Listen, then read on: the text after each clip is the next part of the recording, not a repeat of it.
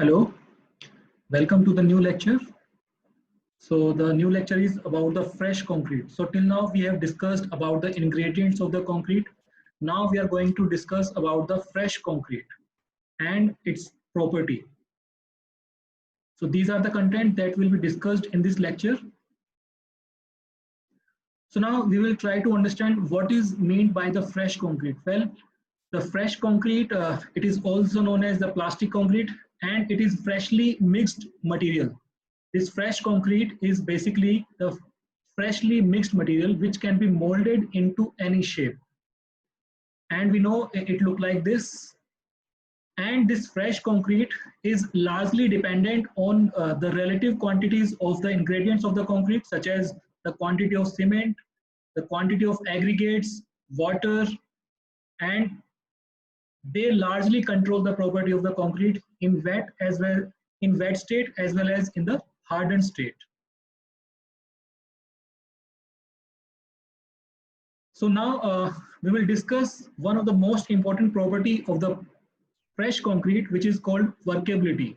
So we will try to define it. Well, workability is defined by many standards. So one of the standard, ASTM stands for American Society of Testing Materials. So ASTM has defined the workability as the property which determine the effort required to manipulate a freshly mixed quantity of concrete with minimum loss of homogeneity or uniformity.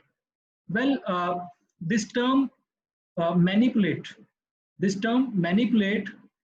it means, it includes the early age operations of the concrete, such as the placement of the concrete, compaction of the concrete, finishing of the concrete, etc.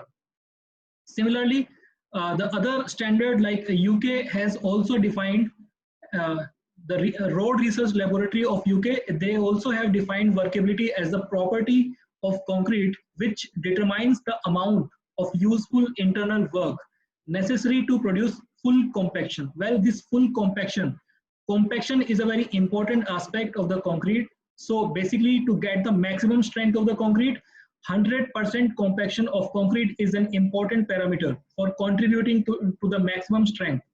And to enable the full compaction of concrete, normally what we do is we generally use high water cement ratio than that calculated. Maybe, we generally use more cement ratio, water cement ratio to than the required or than the recommended ratio. Like in the previous lecture, I have discussed that about 38% of water is required for full hydration, 23% for full hydration, and 15% for the gel pores. So basically, we need 38% of water for the cement hydration, but what we do is we generally provide water more than 38%. Why? Because of many factors, like this 38%, like our concrete is exposed to the atmospheric actions, and in atmosphere this 38% moisture may get evaporated, or we also may be required water to lubricate the concrete ingredients so that it can be worked out, it can be compacted easily. So like I have discussed in the previous lecture, we generally use admixtures for better workability, for better compactability of the concrete. So the quantity of water is also a very of vital importance. So workability of fresh concrete, it consists of two aspects. One is consistency and cohesiveness. Consistency is related to the fluidity. Cohesiveness is a property which holds the ingredients of the concrete, such as the aggregate. So we will discuss about them in the next slide. So first, talking about the consistency. Well, this consistency is a general term which indicates the degree of fluidity or the flowability. So flowability of the concrete is generally represented by consistency. It is also termed as the degree of mobility. So traditionally, this consistency can be measured by a test called a slump cone test, and the other test like compaction factor or the ball penetration compaction factor test. So we will discuss about these tests in the next slides. And the flowability of fresh concrete, it influences the effort required to compact concrete. Well, how?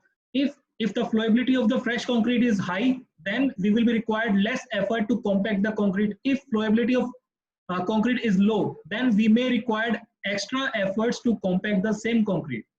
So that is why this consistency affects the workability. Then coming to the another parameter, which is the cohesiveness. Well, cohesiveness describes the ability of fresh concrete which hold all the ingredients together uniformly.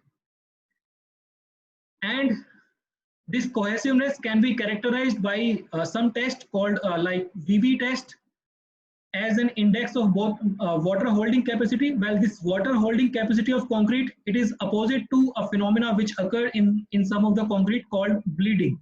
So we will try to understand this bleeding phenomena, we try to avoid it, and the another phenomena which is called segregation. So to measure the extent of bleeding and segregation, we generally conduct the VB test, and this VB test is mainly conducted to characterize the cohesiveness of the concrete. So if concrete is cohesive, then bleeding and segregation will not occur. If cohesiveness of concrete is less, then bleeding and segregation may occur.